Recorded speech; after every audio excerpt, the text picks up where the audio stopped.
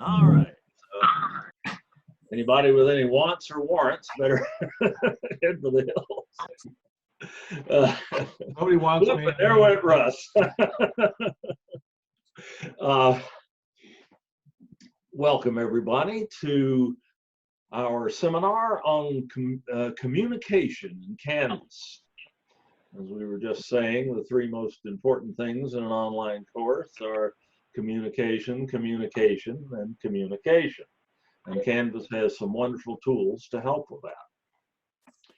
Indeed, just before we started here, we were having a little discussion about how to acquire students' emails and bemoaning the fact that we can't get their phone numbers from Canvas, but it is possible to get their emails. And implementing a policy of dealing with questions right when they occur. Let's take a look at that. I'm going to share my screen briefly here. And here's what you see when you bring up your Canvas roster. Of course, the official roster from Campus Solutions will have student email addresses in it, but the roster display here does not, unless the student happens, well, our students don't use their email addresses as their login IDs. So, but you can get the student's email address individually by clicking on the student's name. And let me get this out of the way. And you will, I believe, get that.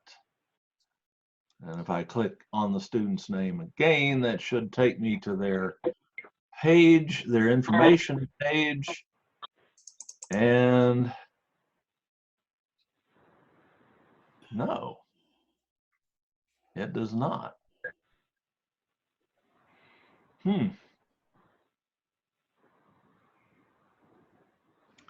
Their individual page does not give you the email. So yeah, you're limited to your Campus Solutions roster to get that information. I can get it through the admin tools and go to users, but it does not show in the course view. Interesting. I'll look into that a little more. Very well. Let me stop the share for a second. And well,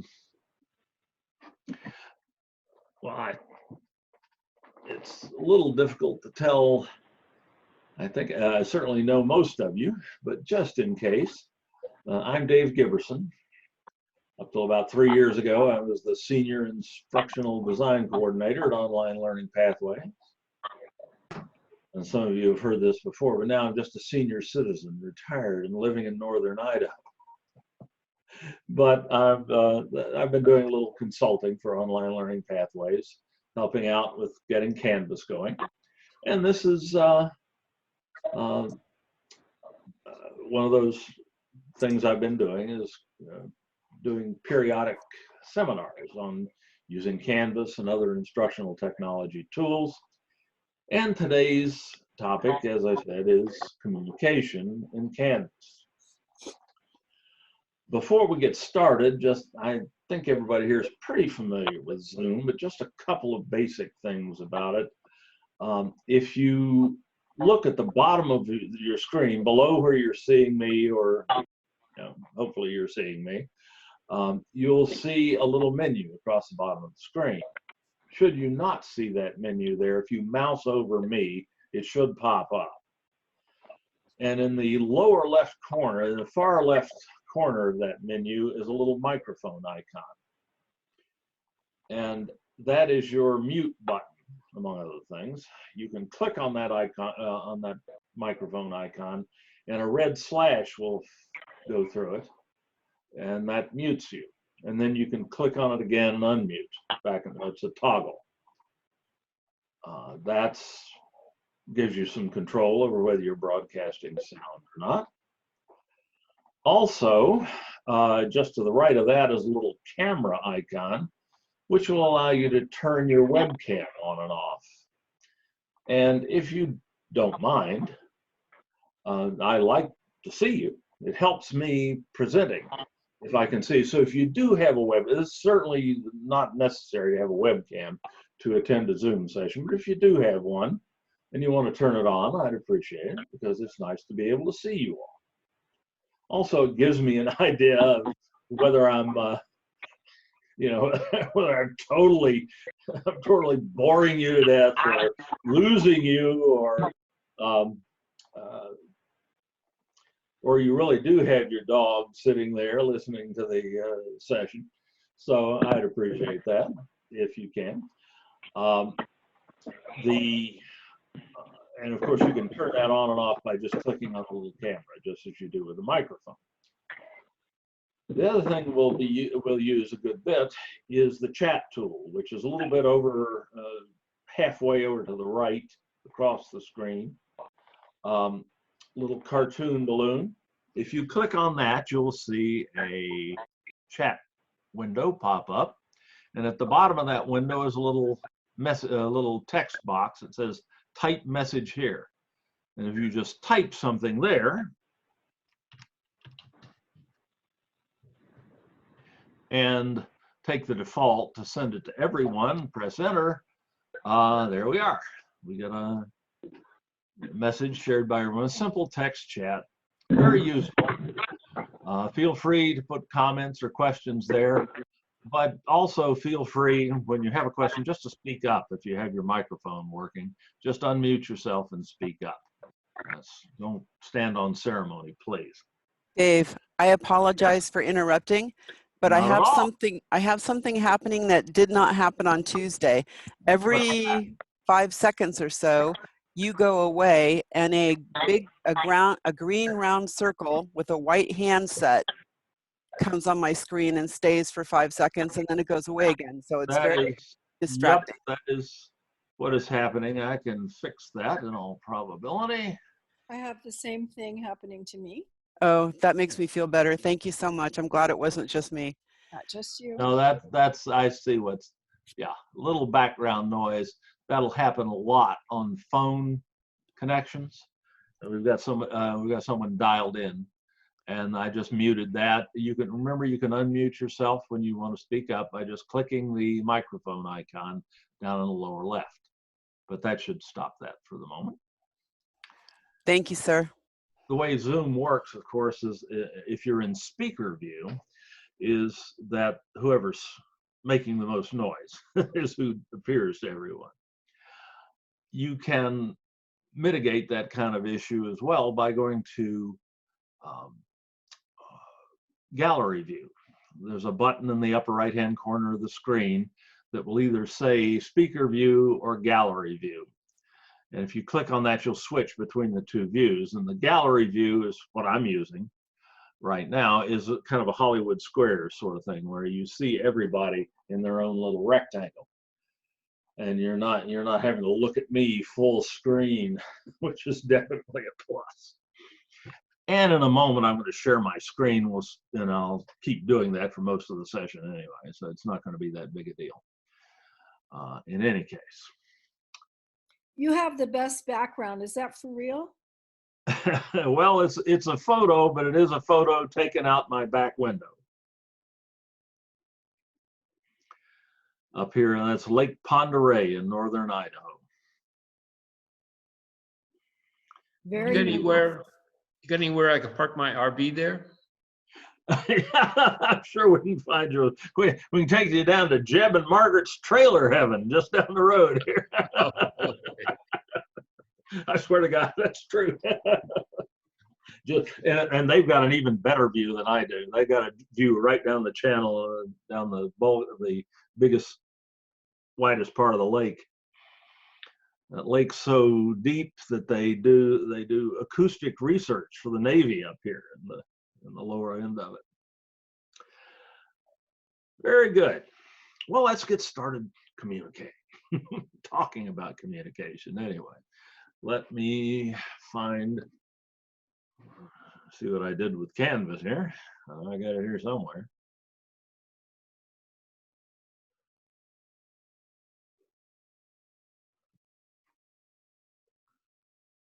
There it is. All right. I don't know if I'll be showing video or not, so I'll take that option. And here we go.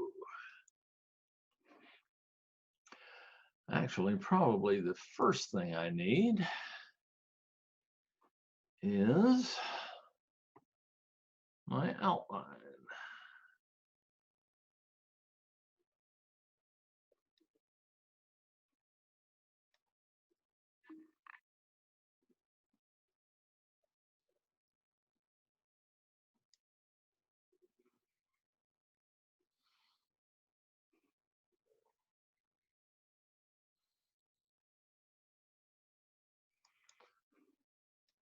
There we go.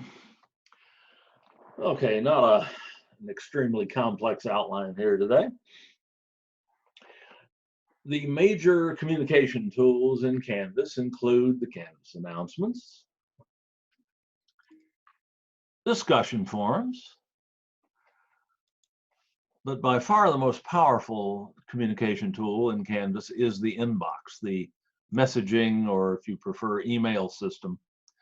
And we'll talk a good bit about that. And then we'll talk a little bit about real-time communication. Of course, we're already using Zoom. And there is something called Big Blue Button, which is now available inside of Canvas as well, which you can play with. So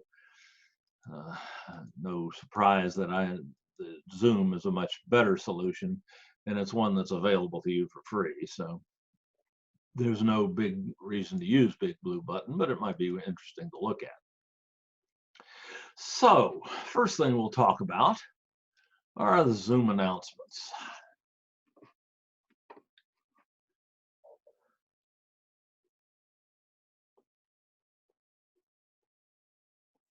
Or the Canvas announcements, I should say.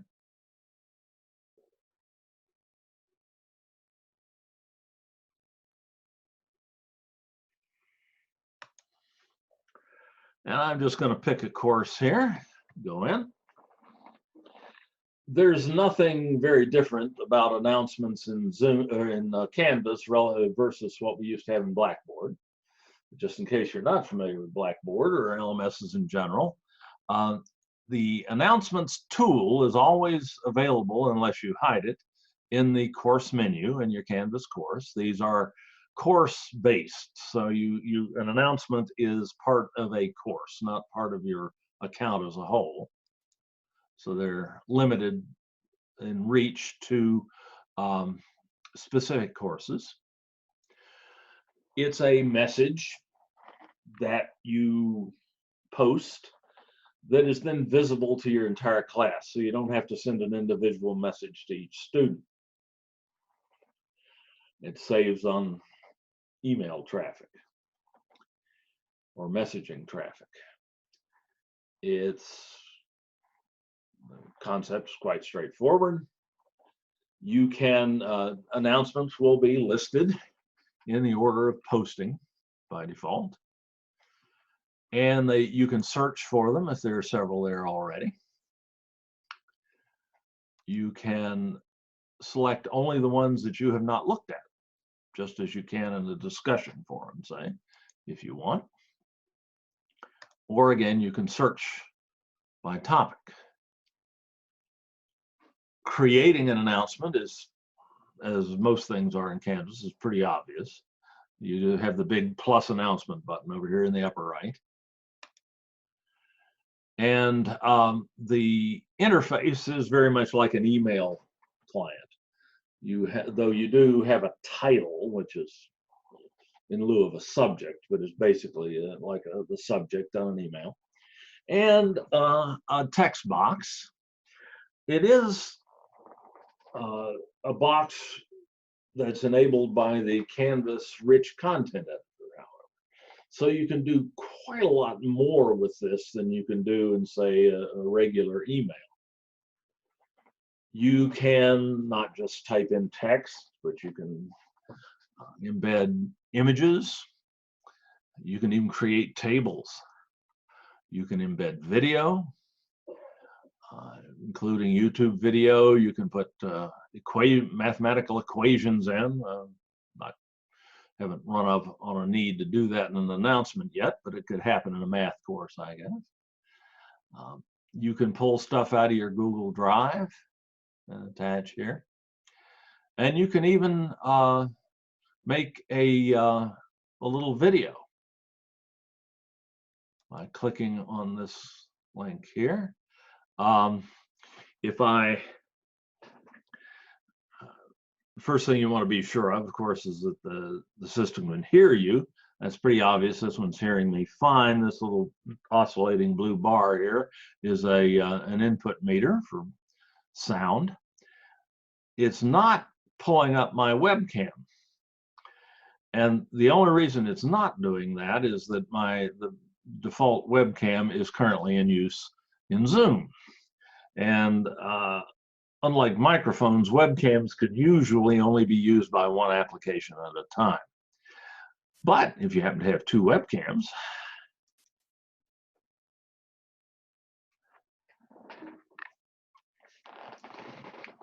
we can take care of that too. Canvas, like Zoom and a lot of other applications, can work with more than one webcam installed, not at the same time, but you can usually switch between them. So here I'm using a secondary webcam, so you can see me and hear me, or Canvas can see me and hear me at this point. You can see me and hear me only because we're in Zoom right now, but I can just start recording.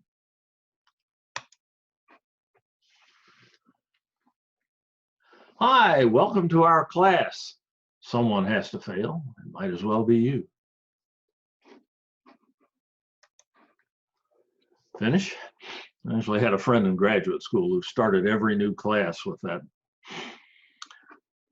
until somebody's father offered to punch him out anyway.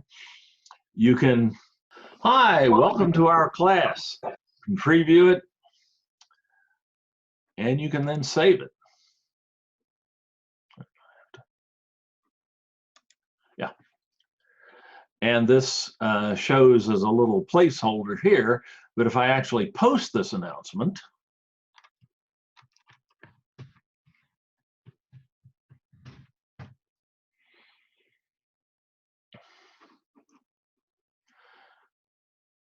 and by the way, don't get too interested in this all sections link here. This does not mean that you can post announcements between two multiple Canvas courses at the same time.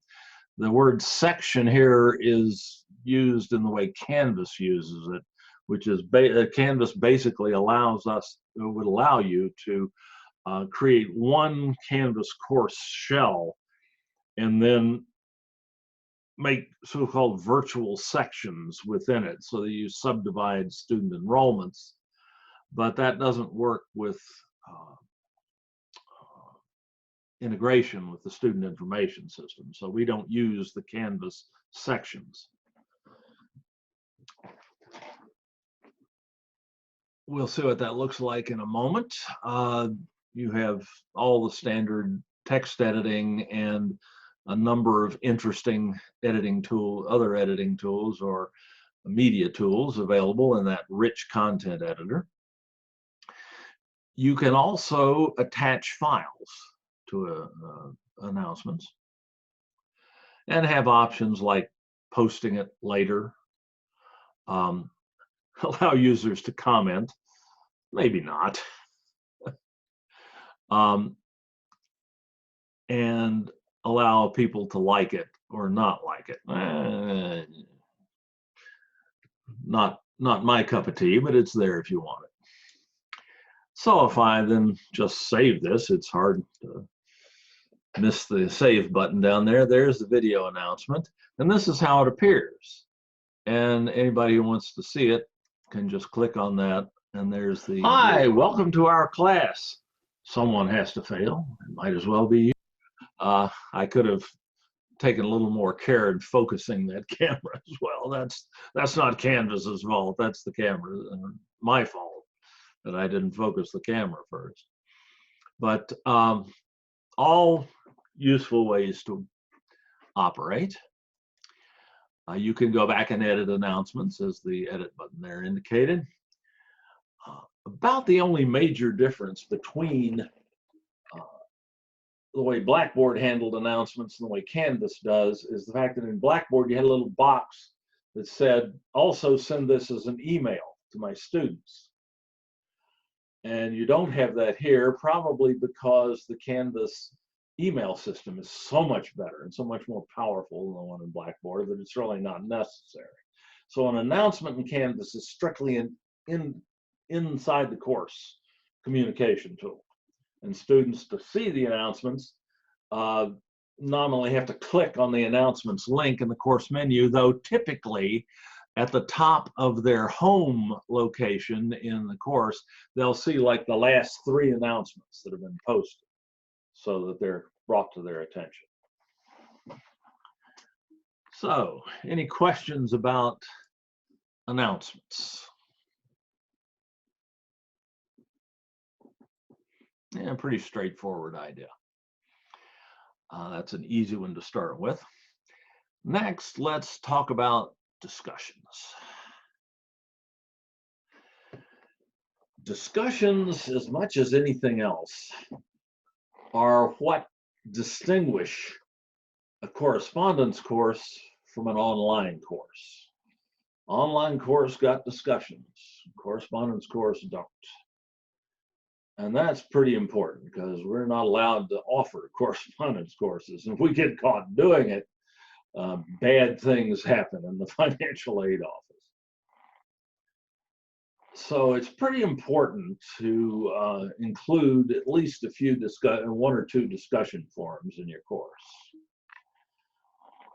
Discussion forums are, I'm sure most of you are quite familiar with, they're basically just asynchronous bulletin boards where somebody posts a message on the bulletin board and everybody can read, who walks by can read it.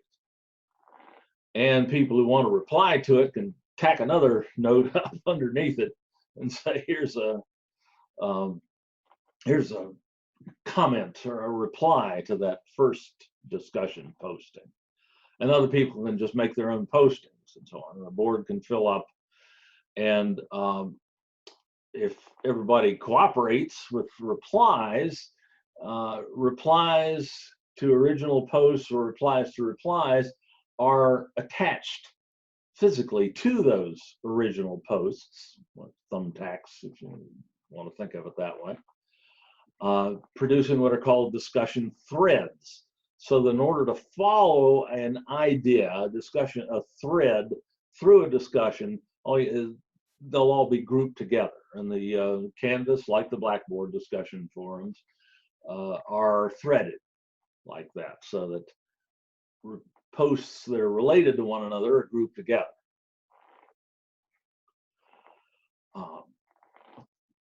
And they focus or function pretty much the same way here as they did in Blackboard. There are some minor differences in features.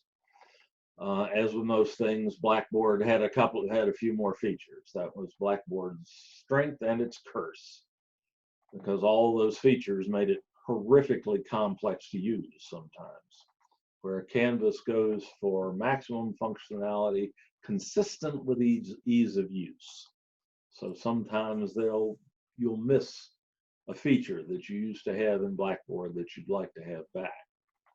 Dave, excuse me Yes. just one moment.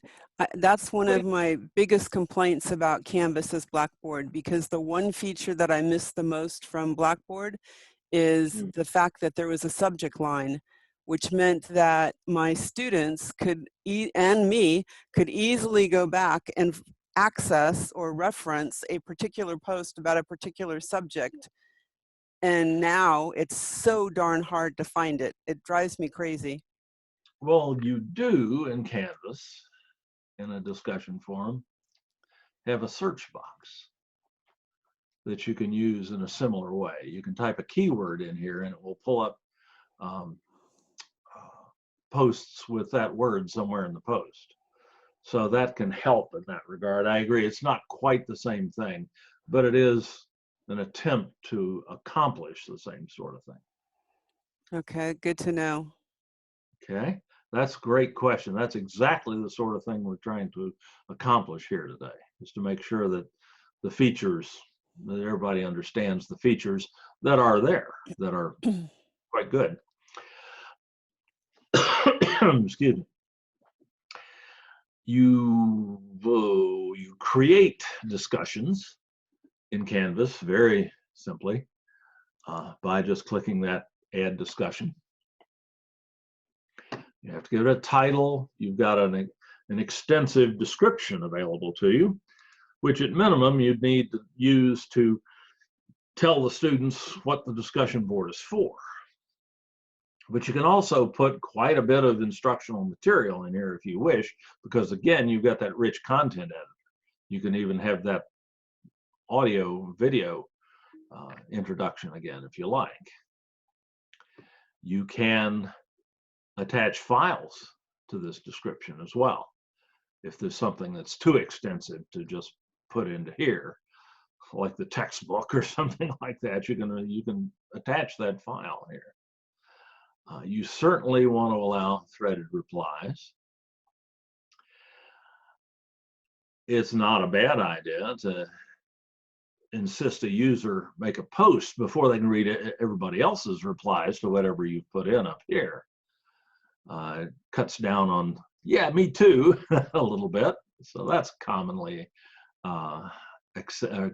selected option. The discussions, as they could in Blackboard, can be graded or ungraded. If you want it graded, obviously, you just click that.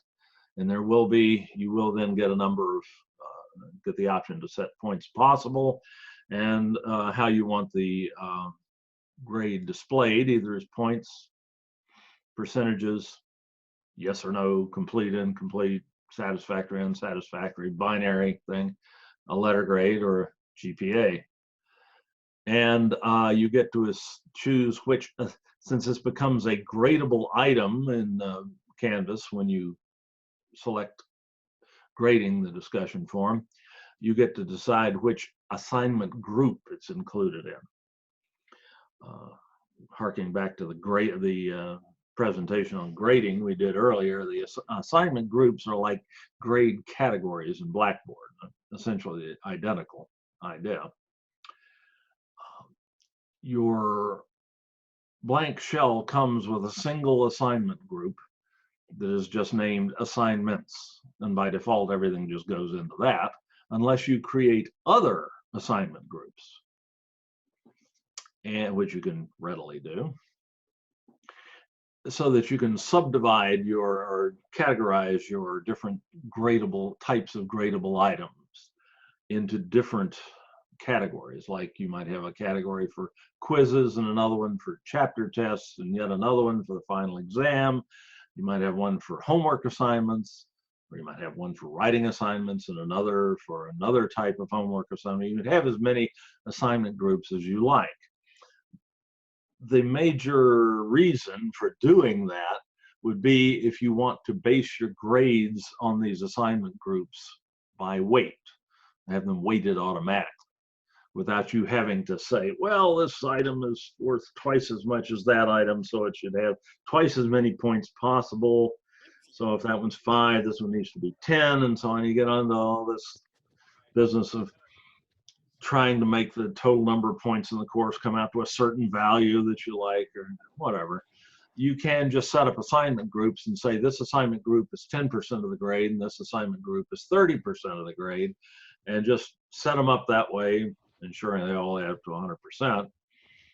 And that takes a lot of the onus of the calculation of the grades off of you and puts it on Canvas, and Canvas will just automatically do weighted averages and display a final total grade or a final average grade for you. So that's why you might worry about assignment groups. And in this course, there are several. And you even create a new group right here if you need to. You don't even have to go through the assignments tool. Okie dokie. What else do we want to talk about here? You can set up peer review for discussion forums. That's not an uncommon technique these days. That's a function we didn't have in Blackboard. So there's something new. You can assign a discussion to individuals, students, if you wish. But the default, obviously, is everyone. You can set, if it's gradable, you can set a due date, and should, because the due date then will automatically appear in the course calendar, or in the students' calendars, coded to your course. And you can, of course, set availability and availability dates. This is what Blackboard used to call the display after date, the date upon which the discussion becomes visible to students. And then the other one right here is the date after which students can't see it anymore. Okie dokie. Let's see, I don't need to save that. So that's all there is to creating a discussion forum. Again, they work pretty much the way that they do in Blackboard. Let's take a look at one that's got a few posts in it. This is a sample. You can search for particular keywords and posts. You can have it display just the unread posts. Oh, there are none I haven't read. That's good. I'm caught up. You can show replies that have been deleted if you need to. You can collapse the posts so that only the titles show. That can be really helpful if you're searching for something quickly, Deborah. Or you can, and then you can re-expand them. You have the option to, as you did in Blackboard, to subscribe to a discussion forum, which means, and the students have this capability as well, so that Canvas will send you a message every time something is posted in that discussion forum. That's great if you have, especially if you have a forum that's not real active, but that you need to know right away if somebody posts to it, like a question and answer forum or a help me forum. It's great to subscribe, and then you don't have to check it every day. But if somebody does post to it, you'll get an email. Of course, if you will get a message, and we'll talk more about Canvas messaging in a minute. But it's if you've got a very active forum, of course, you'd be getting emails all day. So it's probably not necessary to subscribe in that event. Dave, excuse me again. Please. In the last screen, there's something that says this is a group discussion. And I feel embarrassed to ask this question because this probably should be obvious, but what does that mean, this is a group discussion? Oh, not at all, not at all. If it's a group discussion, it's assigned to a particular student group that you have set up in Canvas. And we're going to have a session later on Canvas groups. Okay. Groups. Okay, thank you. You can make a discussion visible only to a certain group of students that you have created. Understand. So that not everybody's in there. Okay, thank you. Good question. Sorry, I should have mentioned that. So, fairly straightforward viewing here. Here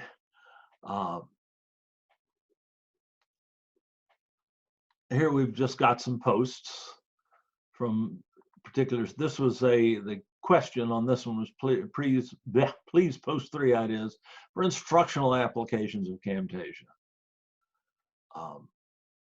And here's a post. And then here's another post. And yet another post. But here, if we look carefully, these two are bumped right up against one another. That indicates that this post is a reply to that one, and they're grouped together. So that will happen even if they weren't done on the same day. I happened to create this all at one time last year, but that's an indication of threading. and it makes it a lot easier to follow the discussion there. Like the person said, oh, narrated PowerPoints is a good thing to use Camtasia for. And this one asked, well, how long can they be? The answer is longer than anybody wants to listen to. And so on. And this is a thread. All three of these are a thread here. This is a reply. This is a reply to that. And you can see the indentation of the icons here as well. This one was a reply to that. This is a reply to that reply. So you have visual cues that will help you follow a discussion thread through the post. Posting is done by clicking this reply button. And then you get the rich content editor. So you can do any of this stuff we saw before. So you can type, or you can embed media, images, YouTube videos, whole 9 yards. Let's see, where was I? Yeah, this is a reply to the original question, so I might put a list in. It's on. And then just post reply. And since that was a reply to the main question up here, that goes to the bottom. And then you just keep scrolling down to see the subsequent replies.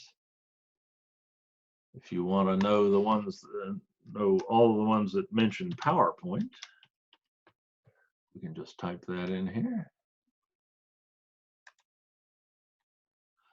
And there they are.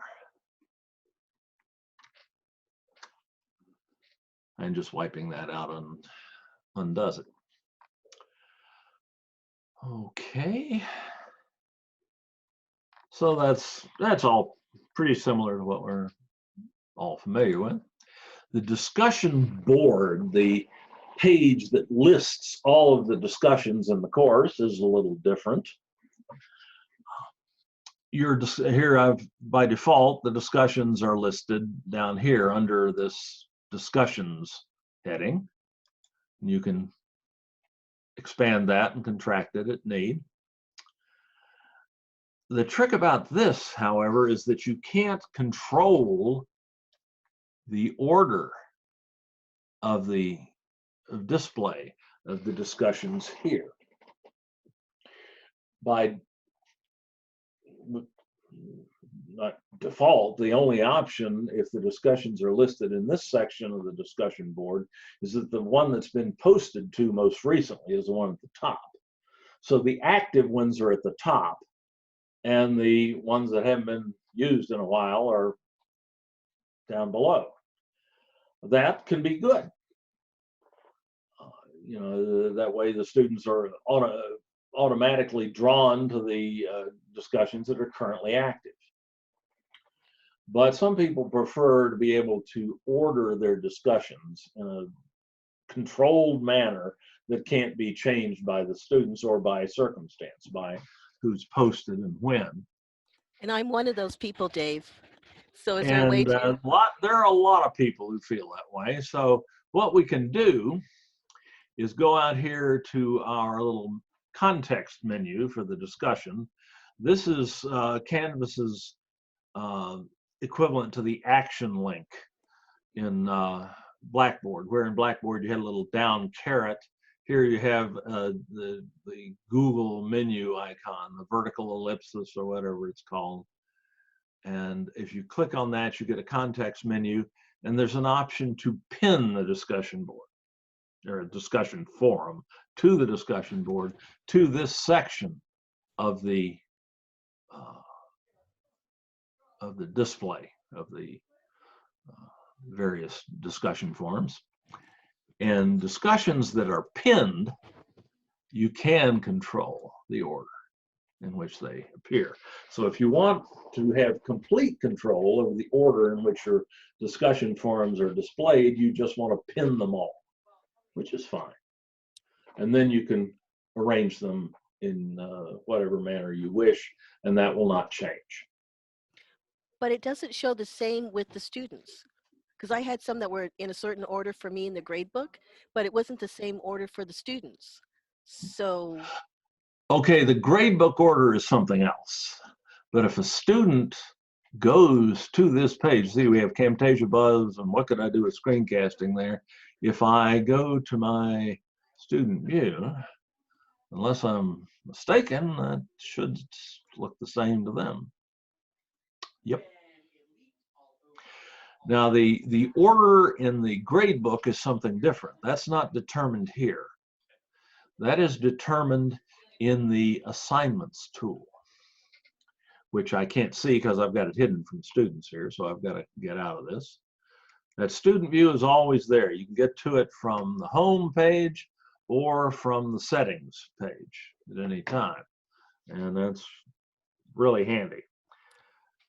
But if I want to control the order in which the discussion forums appear in the student's grade tool and in my grade book, I go to the assignments tool. oh, And that's a trick. by default, the order that things are displayed here is the order that they appear both in your grade book and in the student's grade tool. Thank you. That's a big help. Excellent. Yes? Cool. Yeah, that took me, I've been using Canvas a while before I figured that out, that the order in the grade book is determined there, not in the grade book. And, you know, in the grade book, you know, it's so much fun to move columns around and so on, but that doesn't affect how the students see them. That's still determined by the assignments order in the assignments tool. And again, you get some confusing terminology in a way. Canvas uses the word assignment somewhat differently than Blackboard did. In Canvas, an assignment is anything with a grade. It can be a quiz, a final exam, homework assignment, gradable discussion. They're all assignments to Canvas, and they all appear in the assignments tool. You can, come on. Yes, I know it's not visible to students. You can assort them. You can create assignment groups and assort the different gradable items, which all appear here in the assignments tool, into particular assignment groups, and you can move them around, move them from group to group and so on. But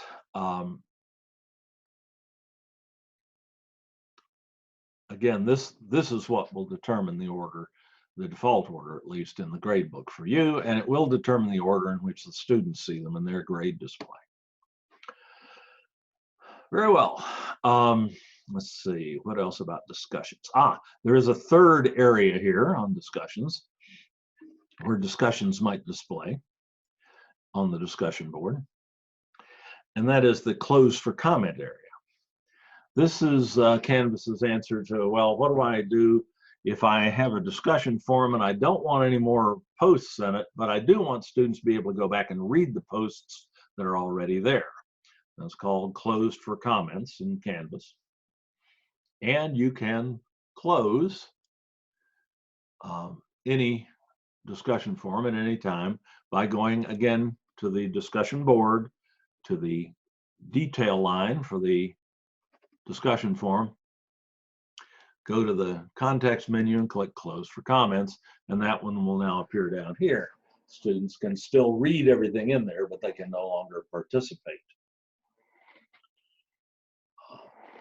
One feature that does not exist in Canvas, however, that I would like to see, that we had in Blackboard, was the ability to control, have more fine control over who could participate.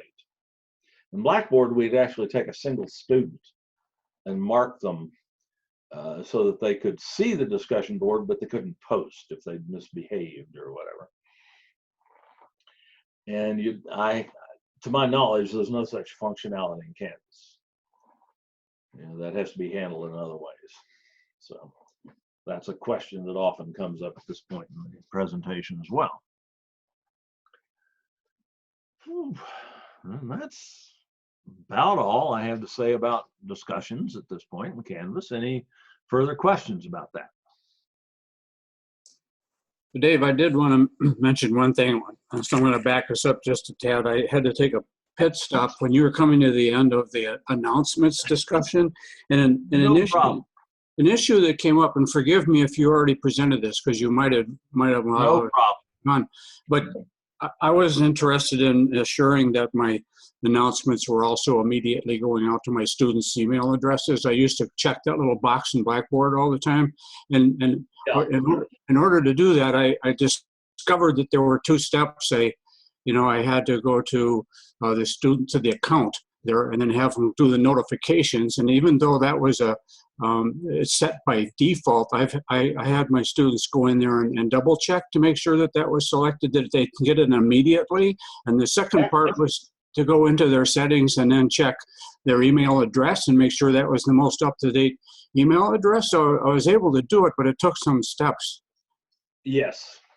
And that's here in Canvas, you don't have that handy little checkbox that you can check when you're creating an announcement that says send an email, send this out in an email. That just doesn't exist in Canvas. Oops, sorry about that. Robocall. So you just don't have that option here. So if you want that to happen, one way to do it is just what you described, is to have the students go to their notifications settings and choose the option that says send me an email every time there's an announcement posted. I don't believe it actually sends the announcement, but it does let them know that there's one they need to look at. Notification settings in Canvas are under the account icon here in the system menu that's always present in any Canvas screen. And if you go to notifications, it's all right, I wasn't going to keep that anyway.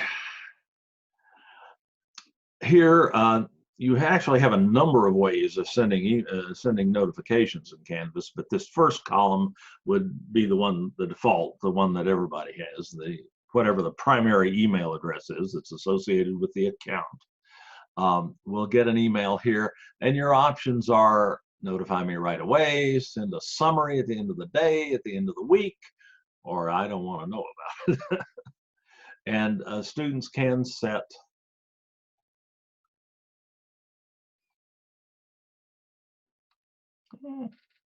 announcement, there it is. Yeah, and by default, I think that's set to notify me right away, but you can have students check and verify that that is set. You can't do that for them, though. We do have a tutorial on how to set notifications in Canvas, but it can be a little intimidating. The students do have to make sure that is set, and you can't do it for them. I'll just note here that you can have multiple email addresses associated with your Canvas account, so can the students, and you can use them for different things. Like the notification settings can be different for each. There's also so-called push notifications, which are sent to the mobile app, either the teacher app or the student app, depending on your role, automatically, so that anything that happens in the course pops up as a little window on your smartphone or your tablet. And you can also send stuff out by text, by SMS message. That's a little iffy because some students may be paying for each of their texts that they receive. Or they may have it turned off because it's too expensive. So typically that's set, if you set that up, then that's something you have to set up individually. So the student gets to choose whether they receive Canvas notifications by text message, by SMS, and they have to do that by putting in a cell number in their settings and okaying Canvas to send to that. So you don't really have to worry about that. The students get to decide whether they receive messages that way or not, but they can receive messages that way. But again, they have to set that up themselves. Okay, so that's notification preferences. Hank, is something that if you want to have complete control over the situation yourself, in addition to posting an announcement, you would have to go to the inbox, which is where we're going next, and send out the announcement from there as well. And that they will get, that you can control. Thanks, that's good to know. Thanks. Did that answer your question? Yes. Great. No. Great. Thanks. Thank you for the question.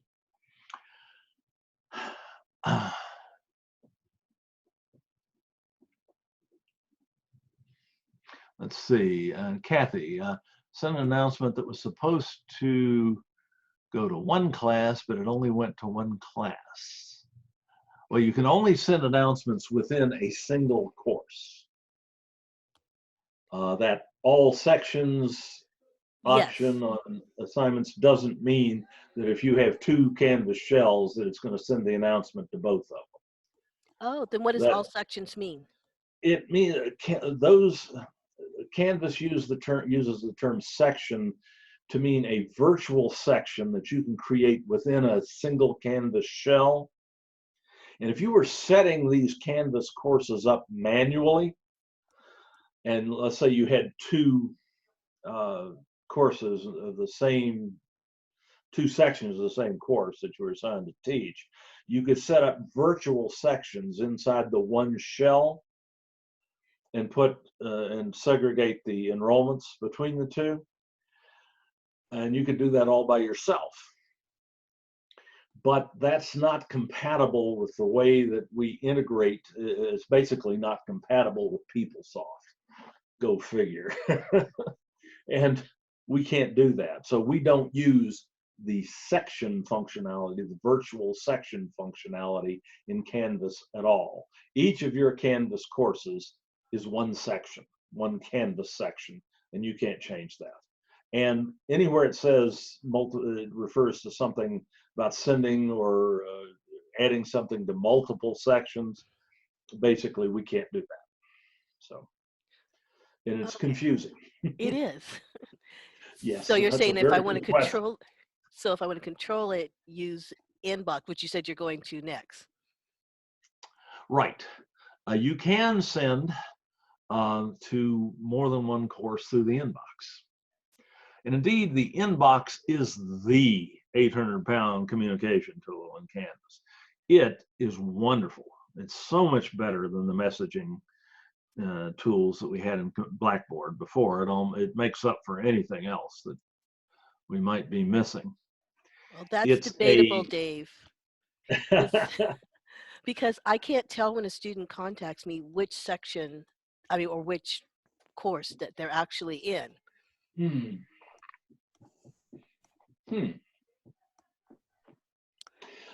You can't tell it here. Correct, you cannot. Yeah, that's right. Let me think about that.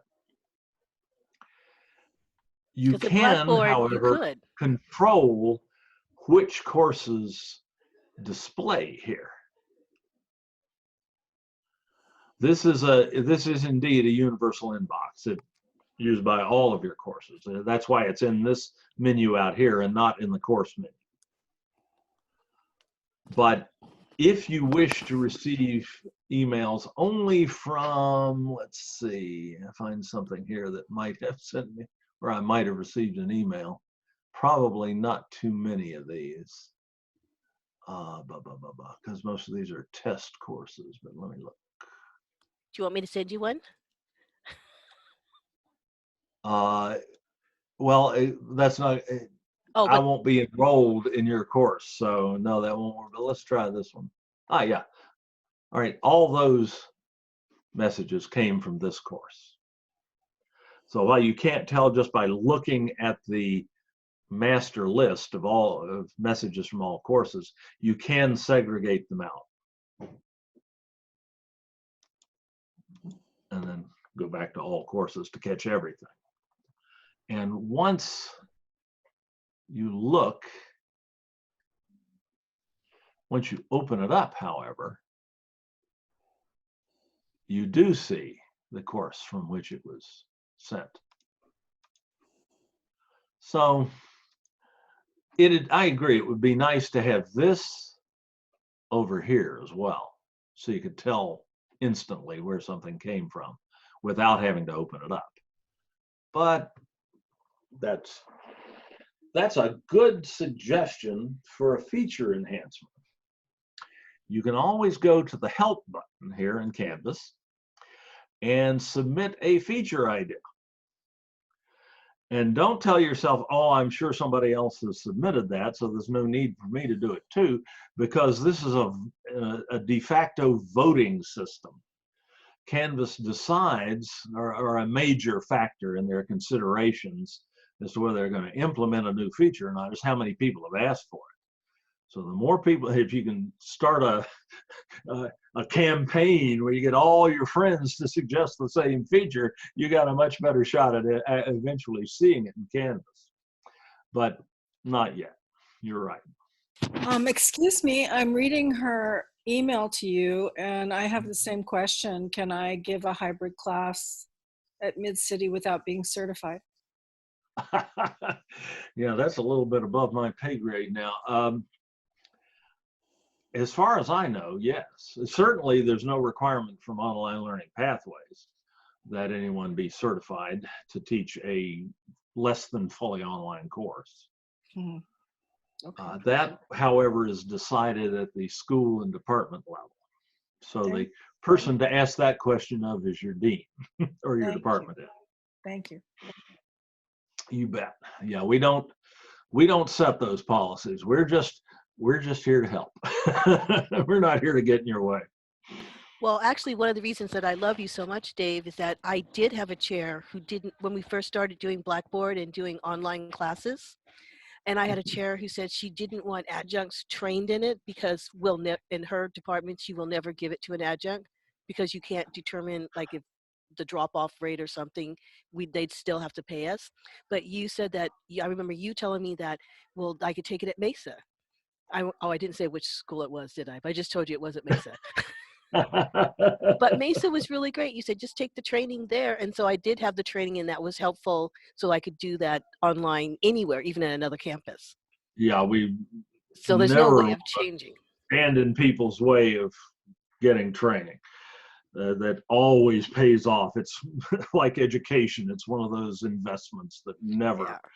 that you never. So I do want to abandon. encourage that other person who is thinking about the training that you just take it.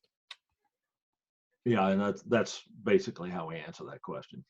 We'd be happy to have you. Whether you get to use it, how you get to use it at your school is determined by your instructional administration, but we'll train you. And everyone now gets a Canvas shell for their course automatically. No longer has to be requested. Everyone gets one. All you have to do is put something in there and publish it. So there's really no way for anyone to stop you from using Canvas anymore.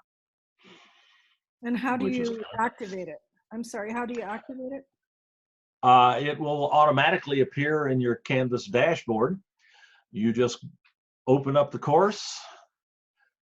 Let's go back to let me remember where I am here. Yeah, okay. I have to be able to find my way back. It'll be here each semester. Your new shells will show up. You just go into the shell, add content, presumably add whatever you need. You may not be, you may just be putting a syllabus and a few handouts in there or something, but put the content in and then just hit the publish button over here. And it becomes available to your students. I find the shell in the dashboard. Okay.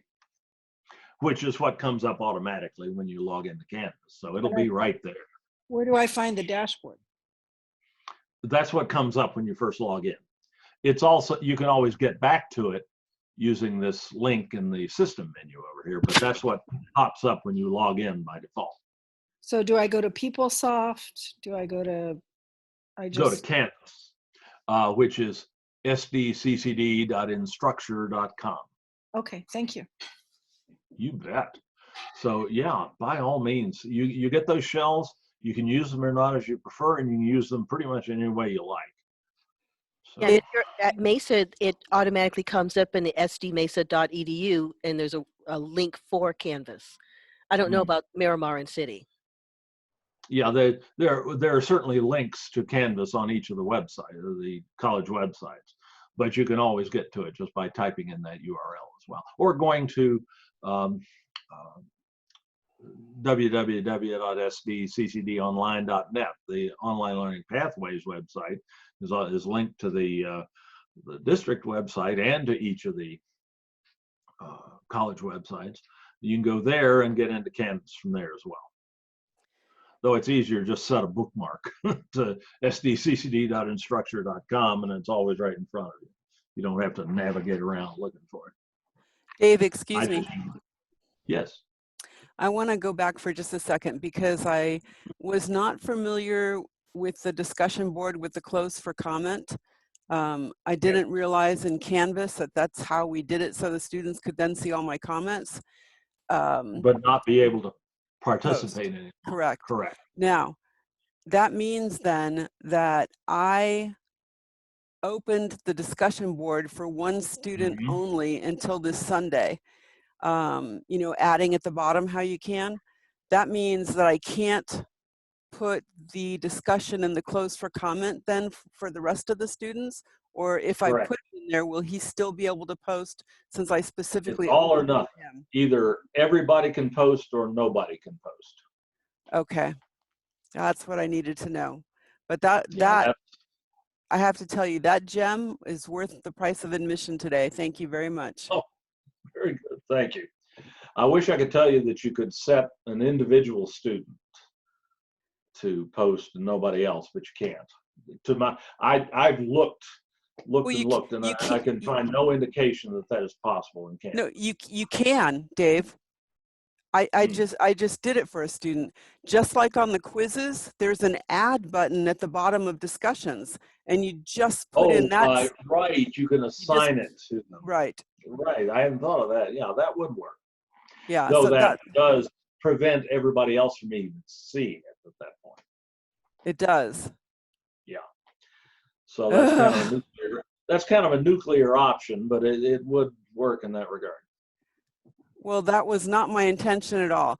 So you're saying that by adding a student, so the student could post to last week's discussion board this week because he was a late add, I have now kept the rest of the class from now being able to see the discussion board? If you use that assignment where it says assign to, yes, nobody else can get in. No, I'm Only not. I that don't. I'm just using the add button at the bottom of discussions. You know, the plus sign. Can you go to discussions for just a minute? I'm sorry, everybody. This is important for me. Okay. So pick a discussion. Okay, and then go to edit. Go to edit. And then go to the very bottom. And that's where I'm talking about, that add, where I can add a specific student so that they have late access. Are you saying that that then blocks the entire discussion board from the rest of the class? I'm not certain about that. Okay. I'm going to have to get back to you on that. Okay. I don't. Okay. Thank you, Dave. You bet. I had a similar situation where I had a student who she had an accident, so she was later. She took it also later than other students, but I had to create a separate. It wound up making a separate column, and I couldn't have two separate columns, one for her and one for the rest of the class. So I let her take her test and do her discussion, and then I closed it and then had to just put her grade arbitrarily in the proper column with the other students. Otherwise, the rest of the students could see it. So I don't know if I didn't pen it right or. Huh. Interesting.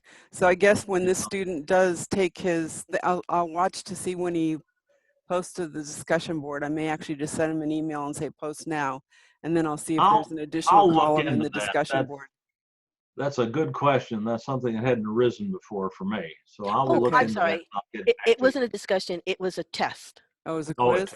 It was a quiz. Yeah. My And I had to quiz turn is, it into a test, not a test quiz. What is the kind of quiz that's not a test quiz, a sample A quiz? preview quiz or a sample quiz. Yeah. Sample quiz. I had to make turn hers into a sample quiz and then put her score in the proper column with the others. There was no other way to do it.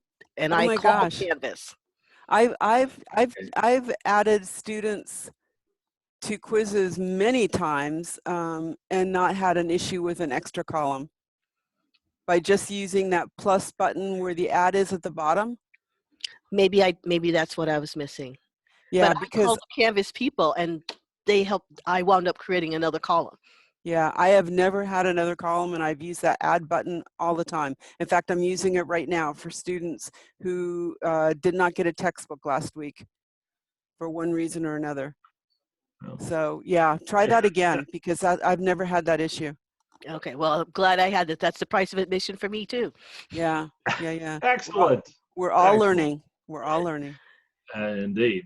And I will look into this this situation with the discussion and get back to you. And is Okay, it thank add you. button or Very good. assign to? The add button. Okay, it does say add button. Oh, I see it now. Okay. Yeah. But it does, when you do the add button, you then it does open the assign to box, and then you have to choose the students, the student Right. or Yeah, that students that go in gives the you assign to box. an option to change. And if we were using sections, you could also assign to a particular section, but we're not. So, Yeah. okay. I Okay. will look into it. Thank you. Thank you. Very good. Now back to the inbox. No, we don't want to change that. Everything set there. We can pick just unread, mark selected, starred ones. We can look at the ones we've sent, ones we've archived, and any submission comments if we allow those. And that determines how you read. And reading mail messages, of course, is just done by clicking on the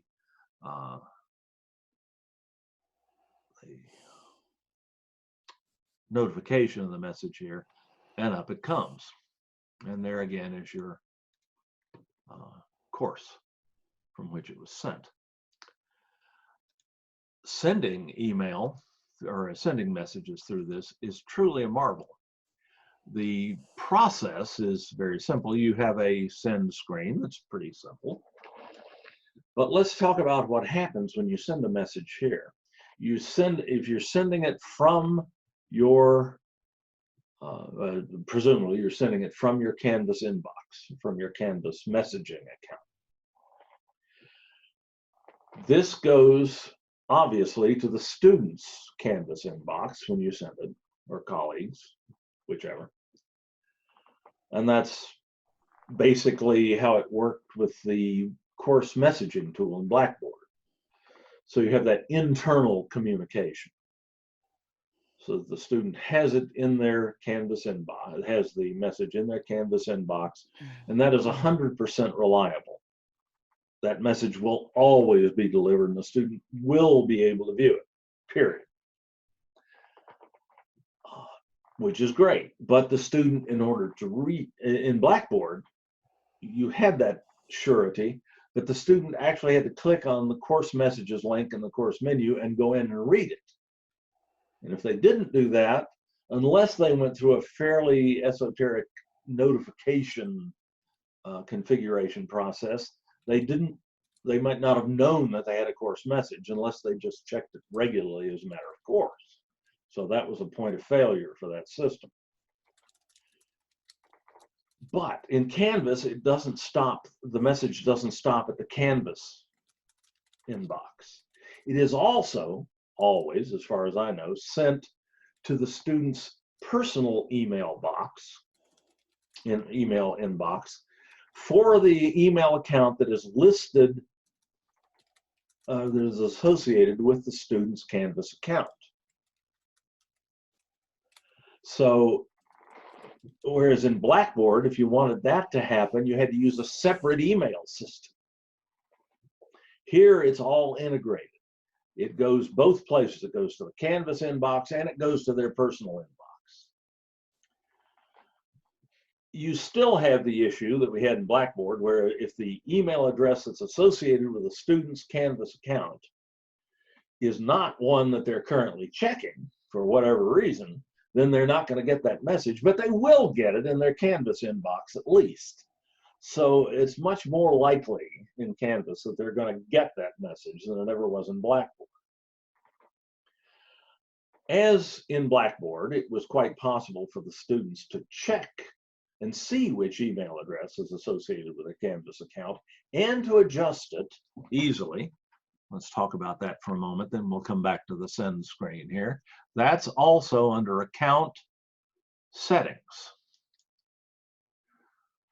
And the email addresses are up in the upper right-hand corner, email address that is associated. Note that you can add email addresses here. You can have more than one email address associated with your Canvas account. Excuse me. And you can pick which one is the primary just by clicking on this little star here.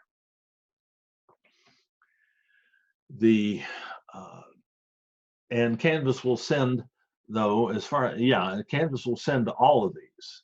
If you send a message through, if you receive a message through Canvas, it'll appear in all of these external inboxes. So it's quite easy for students to check their email address and add one if there's the one that's there is not the one that they're currently using. They can add a new one and get rid of an old one. They just can't get rid of the primary. So they may have to change the primary to get rid of one.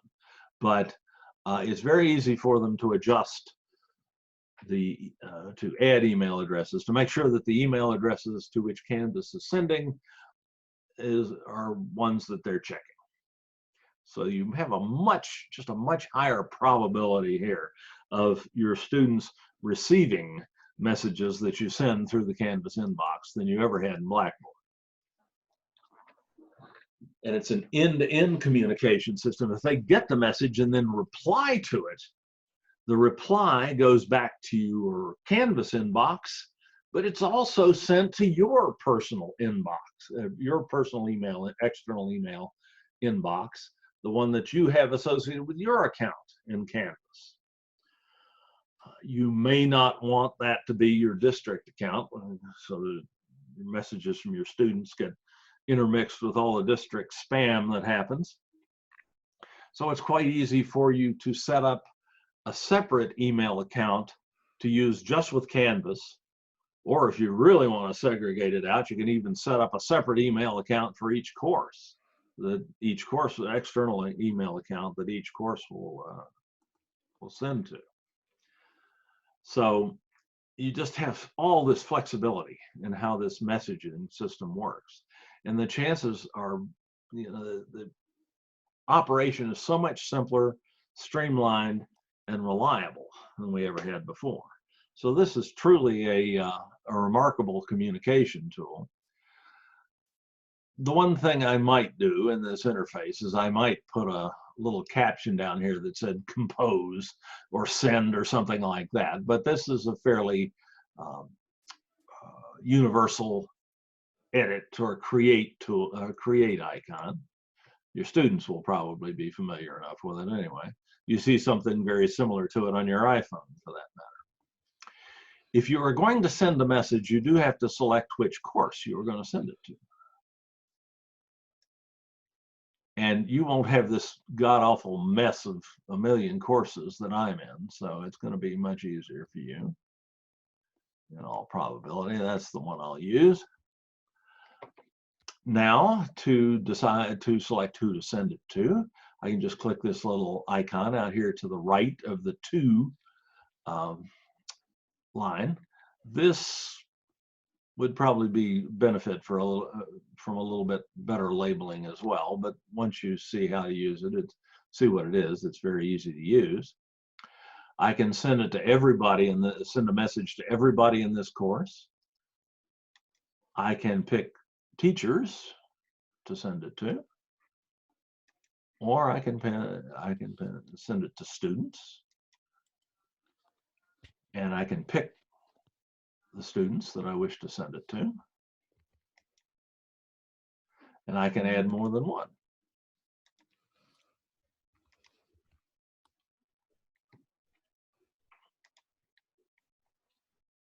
And I can send to groups as well. If I have student groups set up, I can send to them.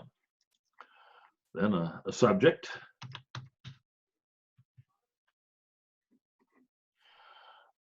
This option, send an individual message to each recipient, is basically a blind carbon copy option. The students don't get to see who else you've sent this to. Dave, if I can interrupt for just 1 second again, I'm sorry. Please, no, I want you to do that. One thing I ran into already is in my list of students in my class, my students have chosen a preferred name. So I have a student who's Dave. I have no idea Dave who. There's no longer a last name associated with a number of my students. I have a Kyle, and I'm like, who is this? I don't know if I'm accessing the right student. Yes, I know. That's horrible. And that's for not me. something, that's not a Canvas issue. That's a policy issue at the district.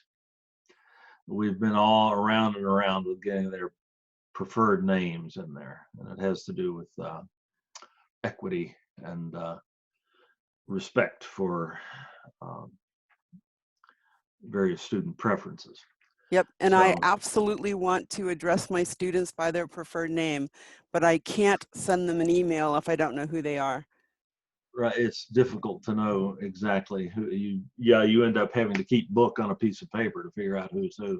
Yep. And unfortunately, there's nothing that Canvas can do to help with that. Understand. That's an issue outside Canvas, but I understand your frustration. So we should all And write then- in that section that's in the Canvas, the help button, like you said before. 'Cause I'm I have sorry that now? same- So we should all take that help button, like you suggested before, and ask Canvas that we would like Oh, yes, and to suggest a feature feature. Yes. enhancement, indeed. So you're Indeed. saying to go ahead and use that in this case, even though you said this is outside of Canvas? No. Well- If all of us asked in the help button where he said that they might add a new feature if more than Yes. one of us have that Yes. same problem, because so do I. I hate that too. Okay. Yeah, you can ask them to do something to alleviate that problem Got it. and leave it up to them to decide how. Okay. And then, of course, you can type your email. You can attach files. You can even, and this is something you can't do with regular email, you can add that little video message as well to it, to a Canvas message. And then just hit send. And that's all there is to sending a message. That Canvas, the Canvas inbox really faked me out 2 Saturdays ago. That would have been 2 days before class started. I got an email from one of the people in my class, and I didn't realize, I thought she must already be in the class, which I had not, which of course wasn't available yet, and I'm still scurrying to get everything ready. So it was Right. it was a big shock. And then I read the fine print. It said that this is from the Canvas message from Canvas, but I didn't realize that it was off to the side of, it's off on its own little menu outside of the course. Right. So I did not understand that yet. This I didn't teach last fall, so I was new to Canvas. It was a where did that come from moment.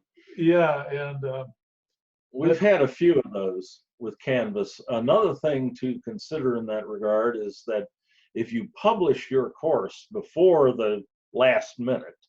Right.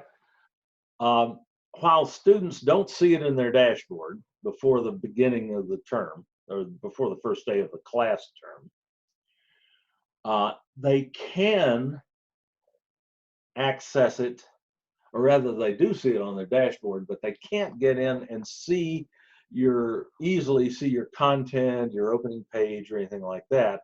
If it is published before the last minute, they get this fairly featureless screen, but they do have access to something called the course activity stream.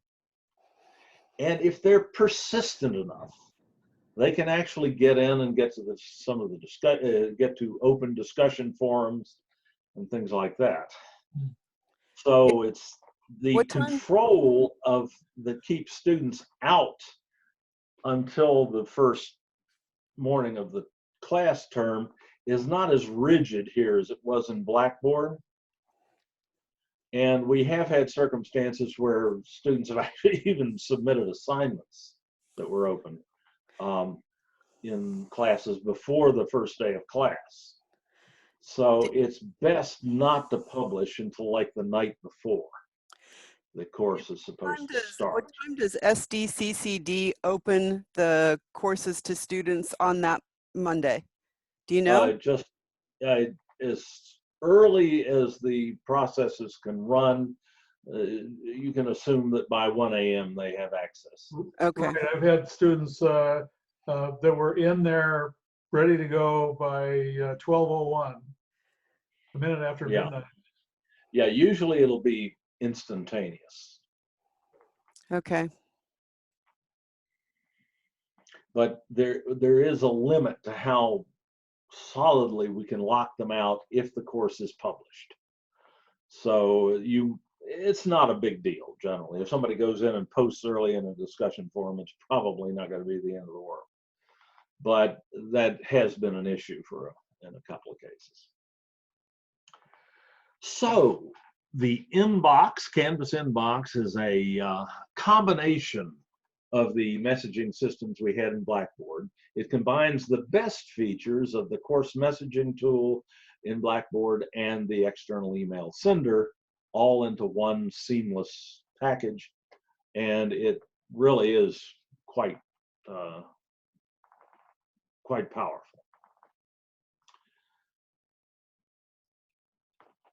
Very well. There's one, any further questions? And thanks so much for all the questions and comments. Keep those coming, if you will.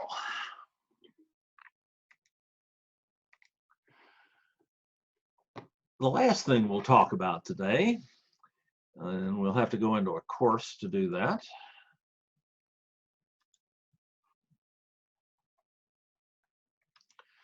This is the one I use more often than anything else. Come on. Is the conferences. There is a conferencing tool now available in organic to Canvas. It's called Big Blue Button, and it's sort of a it's a kind of a Zoom light. It's the same sort of thing. It's a real-time conferencing tool. I don't know how much I can show you while I'm in a Zoom session. Let's try this. I'll add a conference. The only type available here is Big Blue Button. I can set a duration.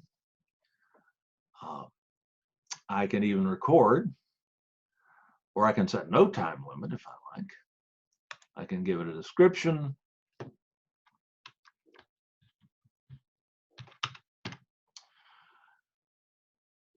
And then I can just update. I'll then get a conference in the list here, and I can just hit start. And let's see what happens here. It's very similar to Zoom. It asks you, do you just want to listen or do you have a microphone? I'll allow it to use my microphone.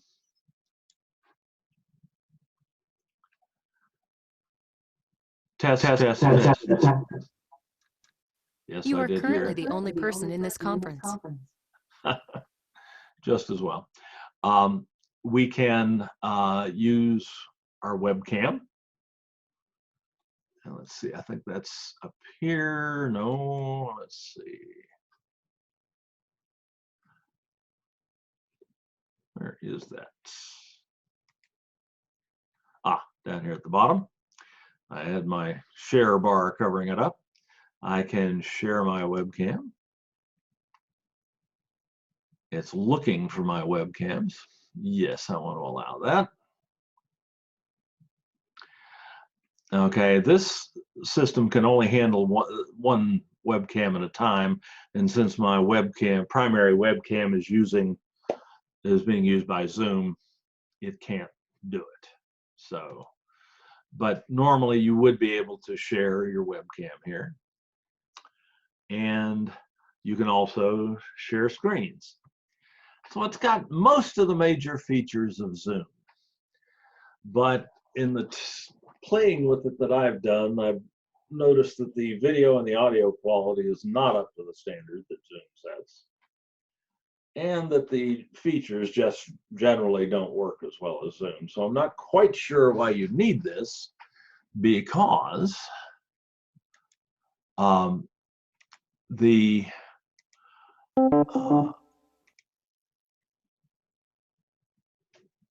you have access to Zoom, which can be integrated with Canvas perfectly adequately. Just to make sure everybody knows about Confer Zoom.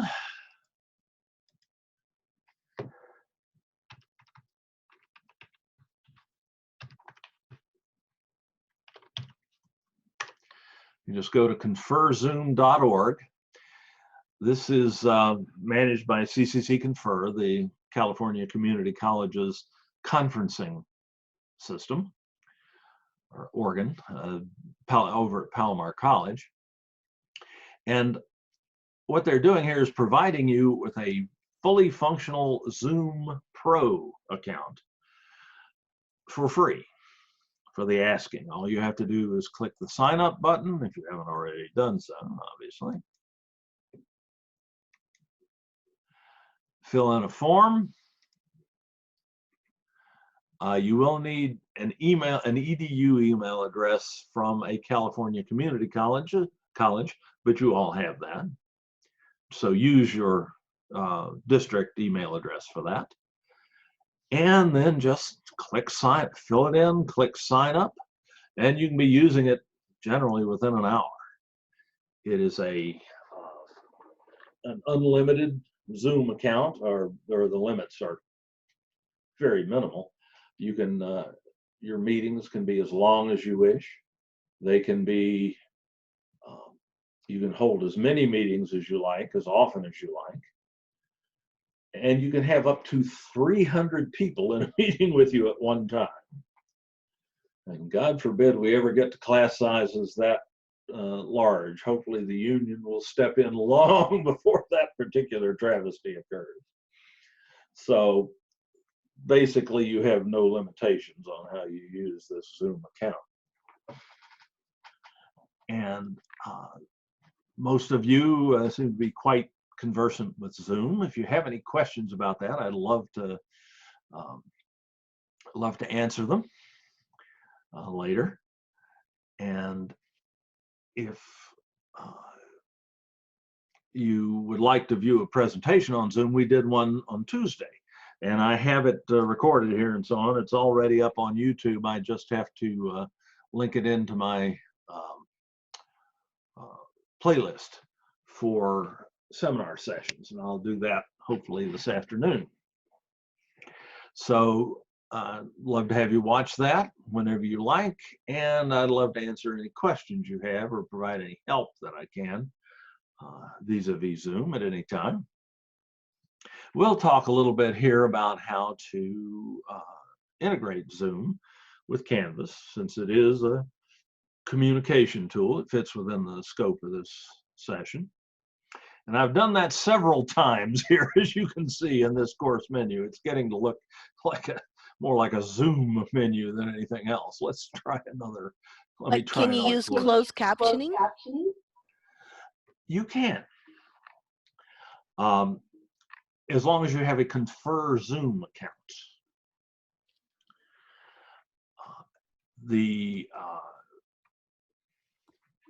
If you go to the CCC Confer website, cccconfer.org, you can request real-time closed captioning.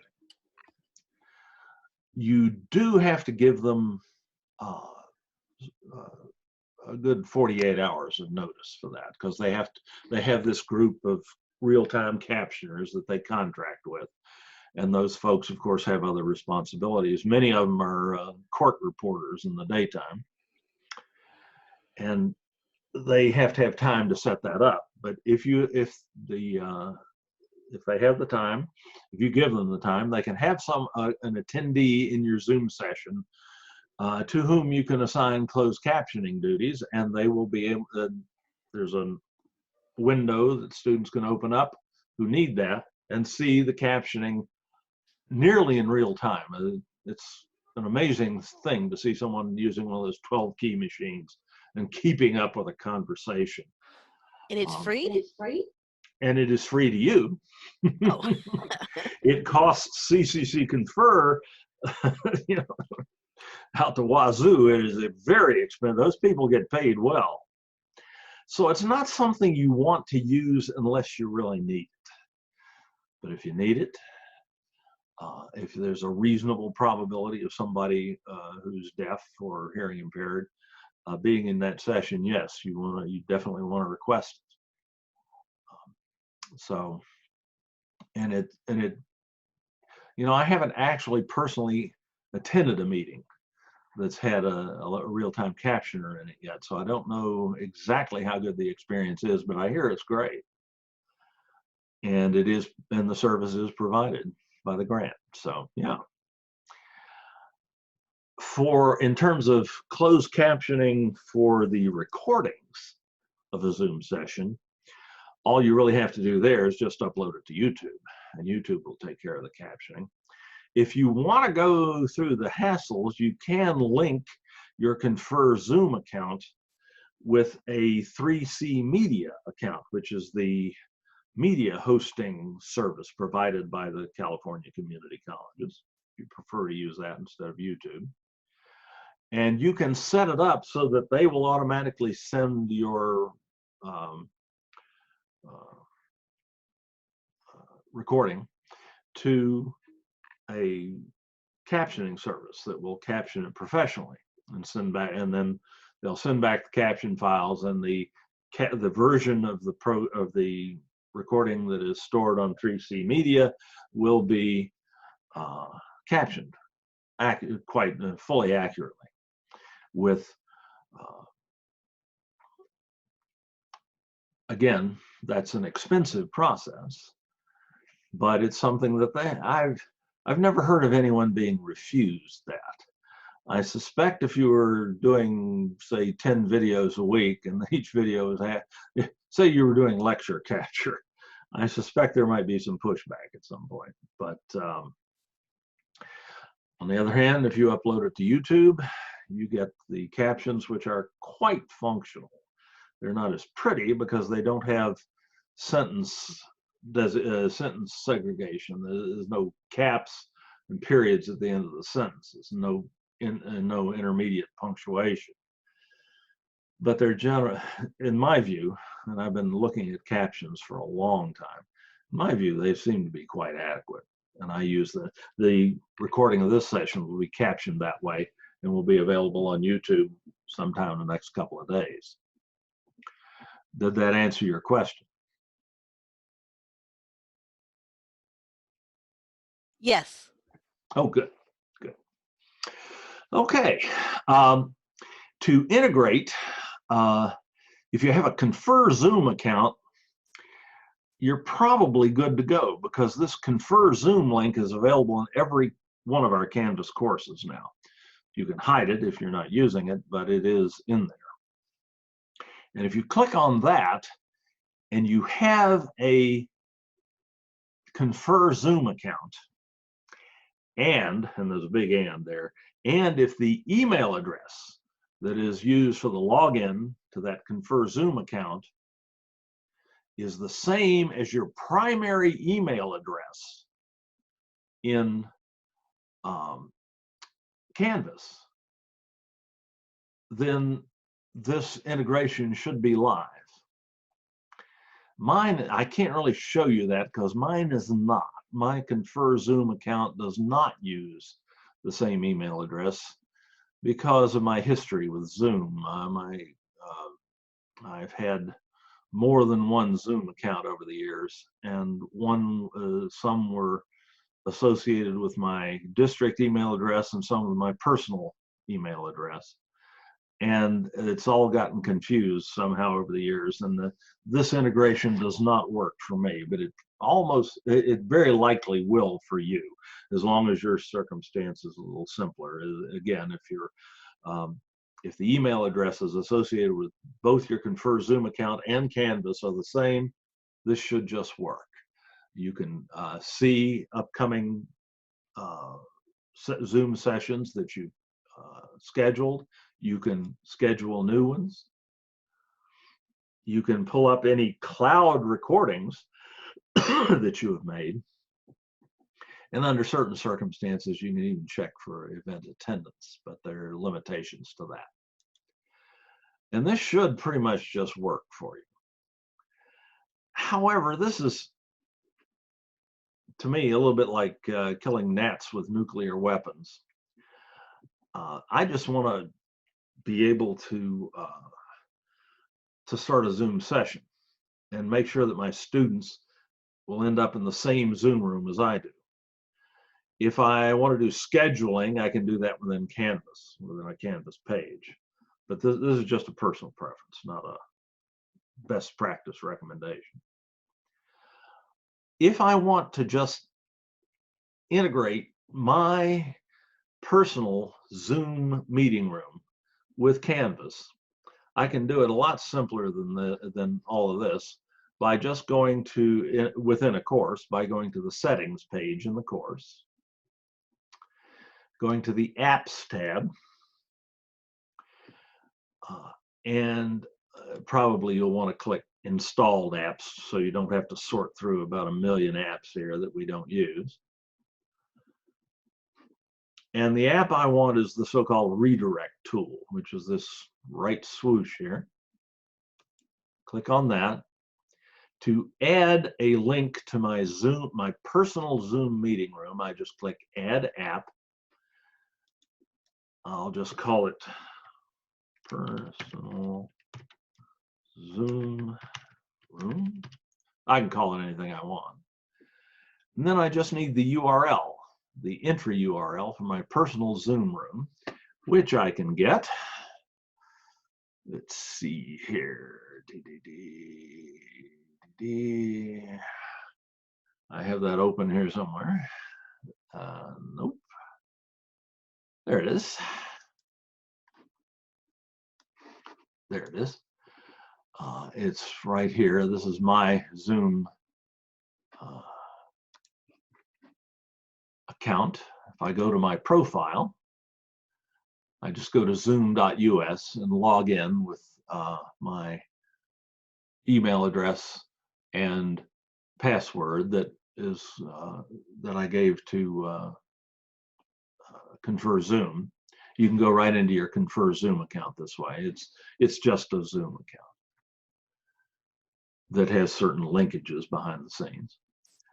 And in my profile, I have actually 2 ways of doing this. I've set up a personal link, but this personal meeting ID link is always there.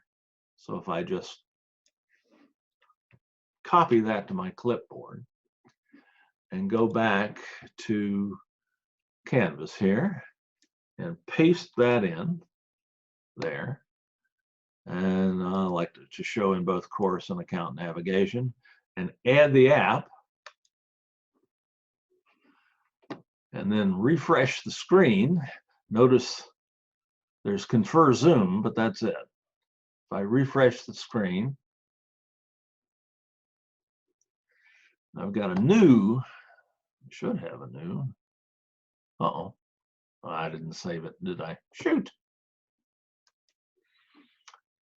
Darn it. It's Dave, your personal Zoom room is there. Oh, It's down near the Oh. bottom. I just missed it. Thank you. Yeah, it's the Thank you. right up from settings. Oh, there it is. Goodness gracious. Yeah, okay. There it is. Now, I can't click on that right now because I'm already in that room. But normally, if you click on that, you'll go right into your personal Zoom room. And so will your students if they click on it. If you set your Zoom room to allow students to, or anyone to enter before you do, then they can go right in and they can start talking to one another. They wait for you to show up. They can even use your Zoom room when you're not even there, not planning to be, which is kind of a nice perk. So they can talk to one another and maybe have a homework session. This works very simply, very neatly, and is pretty much bulletproof. And it eliminates the one point of failure for Zoom meetings. Almost the only reason that I've ever seen a Zoom meeting fail is when the moderator ends up in one Zoom room and the attendees end up in another. And there are a couple of different ways that can happen, and it's really frustrating. This way, if everybody uses that same link, everybody automatically ends up in the same Zoom meeting room. So there's no possibility for that sort of thing to occur. So it makes it even less likely that students will not be able to access your Zoom sessions. When we used to use Blackboard Collaborate for this sort of thing, you could count on at least 10% of your students not being able to get in because of the complexity and the multiple points of failure and the possible points of failure in the process. Zoom, it's relatively rare that someone has a problem getting into a Zoom room, and it's usually associated with some other factor other than Zoom. So this helps to make the possibility of failure even lower. But for most of you, that Confer Zoom integration will work fine too. All right, let's see. Anything in chat? No, not really. Do you all have any other questions for me? That's pretty much everything I have to present today, but I'll be happy to answer questions on anything I can, as long as you have. Are we supposed to be turning this in for points or something, or? Flex credit, you mean? Yes. You certainly can. On the announcement that Mary sent out this morning, Right. and has sent out numerous times over the last few weeks, there's a flex number, both for the colleges and for continuing ed, and you can use that to report attendance. It's a self-reporting honor system, and this is worth, even though we're finishing a couple of minutes early, I think you can claim 2 hours of flex credit with perfect. But the ones I've done in the past are gone. No? No? Yeah, I No. think Dave. They have to be this semester. Oh, okay. All You right. have to have done it in this. But say you went, if you attended the one on Tuesday, yeah, you can add that. Okay. But it's Dave- under the college that you're in, or is it the district? It's the district These are flex. Ah, okay, district that's why. flex number. It counts. I mean, it counts towards your flex requirement, but it's found under the district. But that's mainly an issue when you're looking it up. Yeah. We've already provided you with the flex numbers, so you can just report using that flex number, and that should take care of it. The number was 1741 for college. Number 1741. I just found it. Thank you. It was in Mary Kingsley's message. message this morning. Yeah. Yeah, I saw the number. I just couldn't find out where to What log to it. It was do it. district. Yeah, That was you where can I go missed into it. your college flex reporting application on the portal and just plug in that number and some other information, and you'll get credit for it. Thank you. Dave, this is Deborah. I have to run, but I just want to say thank you as always. You are so full of great information, and I appreciate every minute you spend with us. Ditto. Well, thank This is you Kathy. so much for attending. I agree. Absolutely. Good to see you too, Hank. Thank you. Good to be with you folks. Phil, good to see you Be again. back. I'm thinking warm thoughts down there in California. Oh, yes. Yeah. Definitely warm here. Excellent. Dave, the takeaway for me really was that issue about letting my students get their notifications, you know, more or less immediately. Some of them are time sensitive, and that way, you know, I'm concerned about that. It looks like the inbox really is, you know, I didn't realize the messages that, you know, we put in the inbox actually went out to their personal email address. So that's great. They do. Oh, And no, I no. wanted to confirm one more thing. I thought I heard you say, if you did it in the announcement section, they get notified that there's an announcement, but they don't actually receive the actual announcement. Is that the case? I think that's correct. It's been a while since I've tested that, so Okay. I'm not absolutely certain, but I believe that's the case. It says you have an announcement in course so-and-so, Yeah. but I'm Okay. not certain of that. And maybe you've covered this. This is Kathy. Maybe you've covered this already, but when I try contacting students from their individual grade book, does that go to their emails, or maybe, because like I don't think some of them were Yeah, getting the that's a announcement. Canvas message. It goes right on, as far as I know, that goes to the Canvas inbox and the student's external inbox as well. But they might have to set it up just like with the announcement one, that they received the message. That's why some student might not have gotten it. No, that's a message. That's Oh. not a notification. That's an actual message. So that should go straight to them. To their They email. shouldn't have to do anything to make that happen. Okay, thank you. And we had a notifications tutorial for Canvas, but we're having some trouble with our on-demand video system, and I don't know if I've added that one. I've got a workaround right now that I'm setting up, and I'll make sure that that one's added to it so that students can look at a tutorial. It will show them how to go in and set up their notifications at me without you having to show it to them every time. Well, thanks again, Dave. Steve, we'll be in touch. Yeah, I will be in touch. Okay, super. And See you a couple times next week. yeah, we got a couple more next week. Excellent. If I look, I'll even be able to figure out what they're on. Hopefully I'll know before we start. All right. Well, anything else I can do? Think Y'all that's know good. to email me at any time. Anything I can do, I'll be happy to hear from you. Thanks, In the Dave. meantime, Thanks, Dave. until next week. Thank you. Bye-bye. Bye-bye.